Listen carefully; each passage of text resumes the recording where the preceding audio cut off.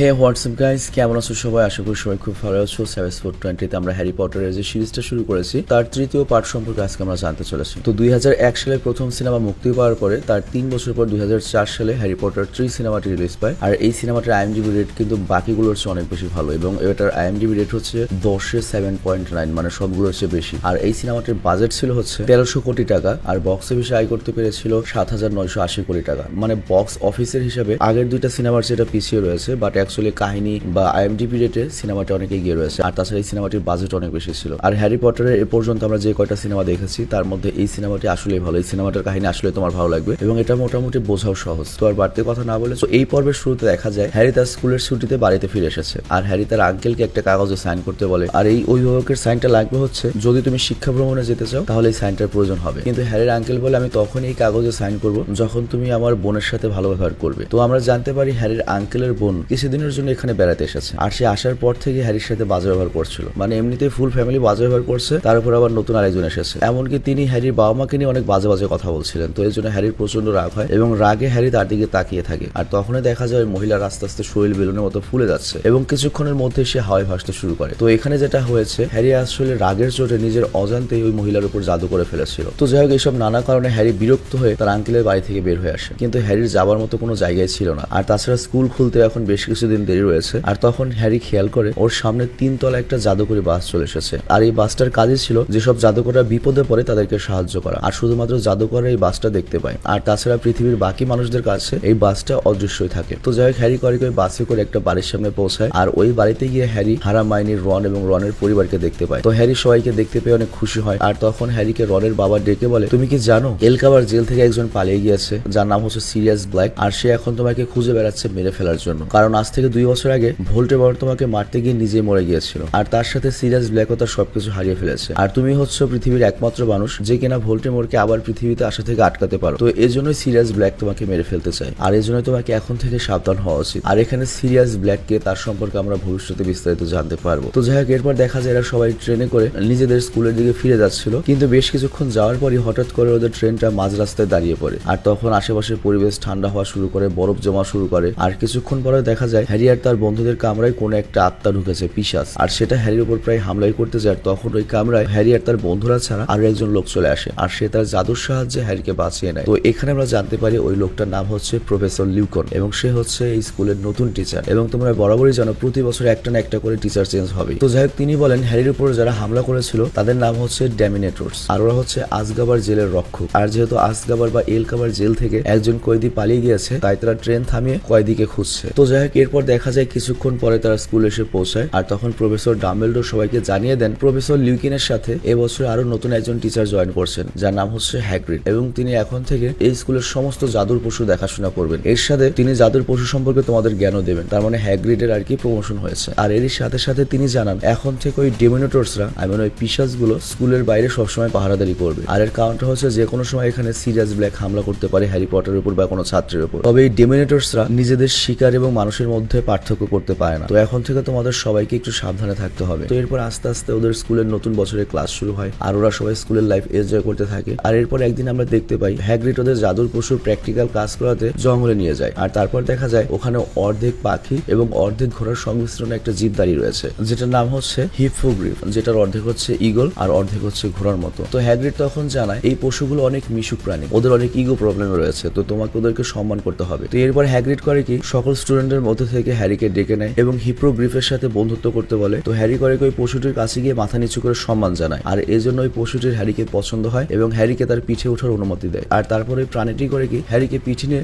বেশ কিছুটা ঘুরিয়ে নিয়ে আসে। আর এটা দেখে বাকি সব স্টুডেন্টরা হ্যারিকে করতালে দিতে থাকে। কিন্তু এটা দেখে ম্যালফো খুব রেগে যায় এবং বলে এটা কি আর এমন বড় ব্যাপার। আর এই কথা বলেই সে সোজা হিপোগ্রিফের দিকে এগিয়ে যায়। কিন্তু সে করে কি হিপোগ্রিফের সামনে গিয়ে সম্মান তো করে না, উল্টো সোজাসুজি পিঠে ওঠার চেষ্টা করে। আর এই কারণে ওই প্রাণীটি ম্যালফোর উপর পা তুলে হামলা করে দেয়। কিন্তু হ্যাগ্রিড তখন ব্যাপারটা থামিয়ে নেয়। তো যাই হোক, এর কিছুদিন পরে দেখা যায় প্রফেসর লিউকেনের হাত থেকে কিভাবে ওই পিশাচের হাত থেকে বাঁচা যাবে সেটা ট্রেনিং নিচ্ছে। তো এখানে বলা হয় বগার্ট হচ্ছে একটা ছদ্মবেশী, এদের নিজস্ব কোনো আকার আকৃতি থাকে না। তো ওদের সামনে যখন শিকার যায় তখন ওরা ওই রূপ ধারণ করে যা দেখে শিকার সবচেয়ে বেশি ভয় পায়। তো লিউকন সবাইকে একে একে বগার্টের সাথে লড়াই করা শেখাচ্ছিলেন। তো এক একজন এক একজনকে ভয় পায়, বগার্ট এক একবার এক এক রূপ ধারণ করে। কিন্তু এরপর যখন হ্যারি বগার্টের সামনে যায় তখন বগার্ট কানফিশাসের রূপ ধারণ করে আর হ্যারির উপর হামলা করার চেষ্টা করে। কিন্তু তার আগেই প্রফেসর লিউকন করে কি হ্যারিকে আবারও বাঁচায়। তো সেই দিন ক্লাস হওয়ার পরে হ্যারি আর প্রফেসর লিউকন নিজেদের মধ্যে কথা বলছিলেন। তো প্রফেসর লিউকন হ্যারিকে বলেন, আমি ভেবেছিলাম বগার্স তোমার সামনে ভোল্ডেমর্টের রূপ ধারণ করবে, কারণ ভোল্ডেমর্টকেও হয়তো তুমি বেশি ভয় পাও। তো হ্যারি তখন বলে, আমি ওটাই মনে করেছিলাম, কিন্তু শেষ মুহূর্তে আমার সেই দিন রাতের ট্রেনের কথা মনে পড়ে গিয়েছিল। আর তখন প্রফেসর বলা শুরু করেন, তোমার বাবা মা একসময় আমার অনেক ভালো বন্ধু ছিল, আর আমি তোমার বাবা মার সাথে একই সময়ে এই স্কুলে পড়ালেখা করেছি। তো প্রফেসরের কাছ থেকে বাবা মার কথা শুনে হ্যারির খুবই ভালো লাগে এবং আস্তে আস্তে তাদের বন্ধুত্ব হয়ে যায়। আর এর কয়েকদিন পরে প্রফেসর স্ন্যাপ নেকড়ে মানুষ সম্পর্কে পড়াচ্ছিলেন, আর সেখান থেকে জানা যায় এই নেকড়ে মানুষগুলো সাধারণত মানুষের মতোই দেখতে হয়ে থাকে, কিন্তু প্রতি পূর্ণিমার রাতে এদের রূপ বদলে যায় এবং এর একটা ভয়ঙ্কর নেকড়ে মানুষে রূপান্তরিত হয়। আর ওই সময় ওদের কমন সেন্স বা মাথায় কিছু থাকে না এবং ওই সময় ওরা আশেপাশে নিজেদের বন্ধু বান্ধব বা নিজেদের কাছের মানুষকে মেরে ফেলতে পারে। আর ভ্যান হেলসিং সিনেমা যারা দেখেছো তারা অলরেডি এই থিওরিটা সম্পর্কে হয়তো জানো। তো এর কিছুদিন পরে আমরা দেখি প্রচন্ড ঝড় বৃষ্টির মধ্যে স্কুলের এই বছরের কুইডিচ খেলা শুরু হয়ে গিয়েছে। আর এই খেলা চলাকালীন সময় সোনালী বলটা ধরার জন্য হ্যারি করিকে ঝাড়ুর সাহায্যে মাঠের অনেক উপরে উঠে যায়, কিন্তু দেখা যায় অনেক উপরে ওঠার পরে সেখানে সেই ডেমিনোটর স্পিশাসরা চলে আসে। মানে ওরা তো পুরো স্কুলে পাহারা দিচ্ছে আকাশে এবং চারপাশে, এবং তারা আস্তে আস্তে হ্যারির উপর হামলা শুরু করে দেয়। আর তখন হ্যারি ভয় পেয়ে সেখান থেকে অজ্ঞান হয়ে নিজের ঝাড়ু থেকে পড়ে যায়, কিন্তু নিচে পড়ে মারা যাওয়ার আগে প্রফেসর ডাম্বেলডোর তার জাদুর সাহায্যে হ্যারিকে বাঁচিয়ে নেয়। আর তারপর হসপিটালে হ্যারির জ্ঞান ফেরে, আর সেখানে হ্যারির সকল বন্ধুরা অপেক্ষা করছিল। তো এবার রন হ্যারিকে বলে, অনেক ওপর থেকে নিচে পড়ার কারণে তোমার জাদুর ঝাড়ুটা ভেঙে টুকরো টুকরো হয়ে গিয়েছে, আর এখন ওটা পুরোপুরি নষ্ট হয়ে গিয়েছে।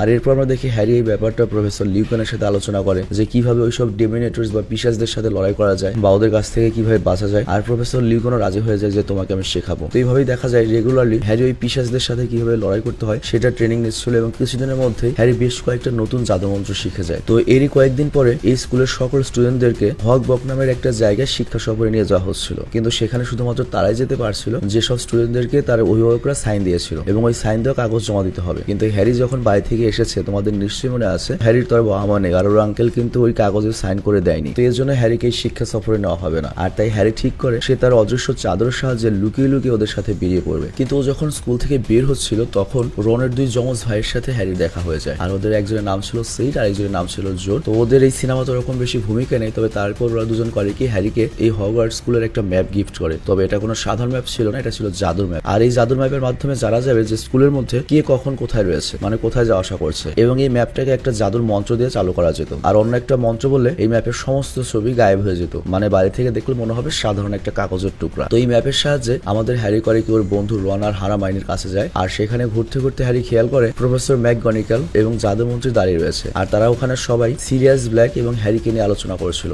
আর তারপর একটা রুমে ঢুকে যায়। তো তারা কি বলছে এটা শোনার জন্য হ্যারি করে কি অদৃশ্য হয়ে ওই রুমের ভেতর ঢুকে যায়। আর হ্যারি সেখানে গিয়ে ওদের কথা শুনে জানতে পারে যে আজ থেকে অনেক বছর আগে সিরিয়াস ব্ল্যাক হ্যারির বাবা মায়ের বন্ধু ছিল, কিন্তু ভোল্ডেমর্ট যখন হ্যারির বাবা মাকে মারতে চেয়েছিল তখন তো হ্যারির বাবা মা লুকিয়ে পড়েছিল। কিন্তু ওই ঠিকানাটা শুধুমাত্র সিরিয়াস ব্ল্যাক আর পিটার পেকুকু নামে ওদের আরেকটা বন্ধু জানতো, কিন্তু সিরিয়াস ব্ল্যাকই নাকি বেইমানি করে ভোল্ডেমর্টকে হ্যারির বাবা মার ঠিকানা জানিয়ে দিয়েছিল। আর এর সাথে সাথে হ্যারির বাবা মায়ের যে আরেকটা বন্ধু ছিল পিটার নামে, তাকেও সিরিয়াস ব্ল্যাক মেরে ফেলেছিল। আর সবচেয়ে কষ্টের ব্যাপার হলো যে সিরিয়াস ব্ল্যাক শুধুমাত্র যে হ্যারির বাবার বন্ধু ছিল তা নয়, এর সাথে সে হ্যারির বাবার গডফাদার বা উকিল বাবাও ছিল। তো নিজের কাছের বন্ধু হ্যারির বাবা মাকে এত বড় ধোকা দিয়েছে এটা জানার পরে হ্যারির খুবই কষ্ট হয় এবং সিরিয়াস ব্ল্যাকের উপর অনেক রাগ হয়। তো যাই হোক, এর কয়েকদিন পর ওরা করে কি হ্যাগ্রিডের সাথে দেখা করে, আর হ্যাগ্রিড তাদেরকে বলে যেহেতু কয়েকদিন আগে হিপোগ্রিড ম্যালফোর উপর হামলা করেছিল সেজন্য জাদু মন্ত্রণালয় থেকে নির্দেশ দেওয়া হয়েছে হিপোগ্রিফকে মেরে ফেলার জন্য, কারণ তাদের মতে হিপোগ্রিফ খুবই হিংস্র একটা প্রাণী। তো এটা শুনে হ্যারিদের অনেক খারাপ লাগে। আর ওই দিন রাতেই হ্যারি যখন রাতে ঘরে বসে জাদুর ম্যাপটা দেখছিল তখন হ্যারি ওই ম্যাপের মধ্যে পিটারকে দেখতে পায়, যে লোকটা আজ থেকে 12 বছর আগে সিরিয়াস ব্ল্যাকের হাতে মারা পড়েছিল। তো এটা দেখে হ্যারির অনেক কনফিউজড হয়ে যায় যে পিটার যদি মারা যেয়ে থাকে তাহলে ও এখন এই স্কুলে কিভাবে আসলো। তো সে করে ওই ম্যাপ দেখে পিটারকে খুঁজতে বেরিয়ে পড়ে, কিন্তু সেখানে যাওয়ার পরে দেখা যায় কেউ নেই। কিন্তু ও যখন ম্যাপ নিয়ে দাঁড়িয়ে রয়েছে তখন স্পষ্ট দেখা যাচ্ছে যে পিটার হ্যারির পাশ দিয়ে হেঁটে গেল। তো ও যখন এগুলো করছিল তখন এখানে প্রফেসর স্ন্যাপ চলে আসে, আর রাতের বেলা স্কুলের মধ্যে ঘোরাঘুরি করার জন্য তিনি হ্যারিকে বকাবকি করেন। আর তখন ওই সময় প্রফেসর লিউকনও চলে আসে এবং তিনি আবারও হ্যারিকে বাঁচিয়ে নেন যে আমি ওকে একটা কাজ দিয়েছিলাম। কিন্তু এরপর প্রফেসর লিউকন হ্যারিকে একা নিয়ে বলে, আমি জানি না এই ম্যাপটা তুমি কোথায় পেলে, তবে এই ম্যাপটা তোমার কাছে থাকা উচিত ছিল না। কিন্তু হ্যারি তখন বলে, দেখুন আমার মনে হয় ম্যাপে কোনো সমস্যা রয়েছে, কারণ একটু আগে এই ম্যাপের মধ্যে আমি পিটারকে দেখেছি,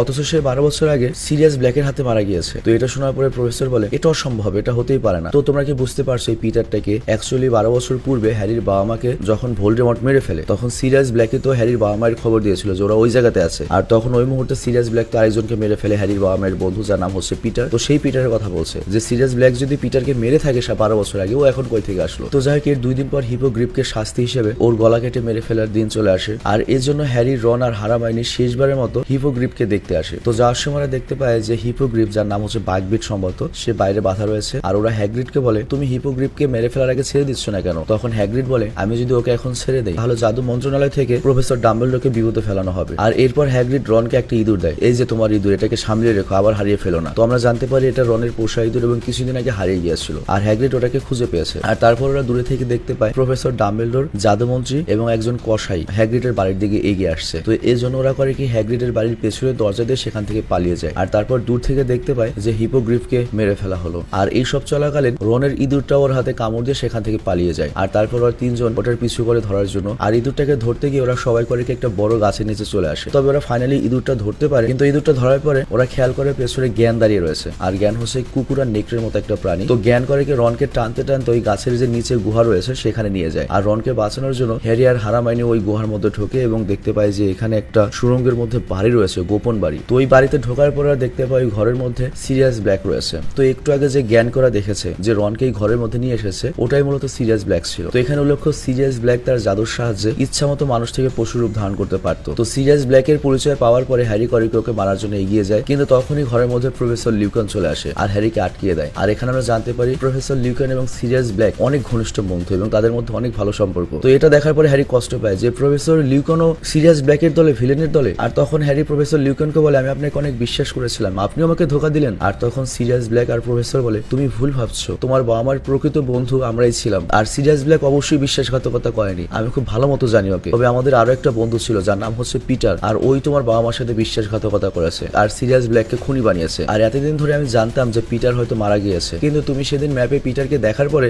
আমি খোঁজ নিয়ে জানতে পারি যে পিটার এখনো বেঁচে রয়েছে। আর সবচেয়ে আশ্চর্যের ব্যাপার কি জানো, আমাদের এই ঘরের মধ্যেই ওই পিটার রয়েছে। কিন্তু এই কথা বলার সাথে সাথে প্রফেসর স্ন্যাপ এখানে চলে আসে। আর মূলত প্রফেসর স্ন্যাপ প্রফেসর লিউকনকে ফলো করতে করতে এখানে এসেছিল। তিনি মূলত ভেবেছিলেন যে প্রফেসর লিউকন হয়তো ভিলেন হবে, তো প্রফেসর লিউকন আর সিরিয়াস ব্ল্যাকের হাত থেকে বাঁচানোর জন্য তিনি এখানে এসেছেন। কিন্তু হ্যারি প্রফেসর লিউকনের পুরো কথা শুনতে চায়, আর এর জন্য সে উল্টো প্রফেসর স্ন্যাপের উপর হামলা করে দেয়। আর তারপর হ্যারি প্রফেসর লিউকন এবং সিরিয়াস ব্ল্যাকের কাছে জানতে চায় পিটার এখন কোথায় রয়েছে, যে আমার বাবা মার সাথে বিশ্বাসঘাতকতা করেছিল। তো লিউকন তখন বলেন আমাদের মতো পিটারও তোমার বাবা মার বন্ধু ছিল, কিন্তু পিটারই তোমার বাবা মার সাথে বিশ্বাসঘাতকতা করেছে এবং সেই ঘরেই রয়েছে। আর তারপর সে করে কি রনের কাছ থেকে ওই ইঁদুরটা কেড়ে নেয়। আর রন তখন বলে ওর সাথে আপনি কি করছেন, ও আমাদের পরিবারের সাথে 12 বছর ধরে রয়েছে। আর সিরিয়াস ব্ল্যাক তখন বলে তোমার কি মনে হয় একটা ইঁদুর টানা 12 বছর ধরে বেঁচে রয়েছে, এটা কি অস্বাভাবিক ব্যাপার নয়? আর তারপর ওরা ইঁদুরটার উপর জাদু করলে ওই ইঁদুরটার আসল রূপ ফিরে আসে। মানে সিরিয়াস ব্ল্যাক যেভাবে জাদুর সাহায্যে পশুরূপ ধারণ করতে পারে, তো ওইভাবেই পিটার গত 12 বছর ধরে ইঁদুর সেজে রন এবং ওর পরিবারের সাথে রয়েছে। তো পিটার আসার পরে হ্যারির সামনে স্বীকার করে যে আমি তোমার বাবা মাকে ধোকা দিয়েছিলাম। তো এটা শুনে হ্যারি বুঝে যায় যে সিরিয়াস ব্ল্যাক আসলে নির্দোষ এবং গত 12 বছর ধরে পিটারের করা দোষের জন্য সিরিয়াস ব্ল্যাককে জেলের মধ্যে আটকে রাখা হয়েছে। তো ওরা এখন ঠিক করে পিটারকে ধরে স্কুলে নিয়ে যাবে এবং সিরিয়াস ব্ল্যাককে নির্দোষ প্রমাণ করবে। কিন্তু ওরা যখন বের হয় তখন দেখা যায় রাত হয়ে গেছে। আর ওই দিন ছিল পূর্ণিমার রাত, আর পূর্ণিমার রাত মানে তো জানো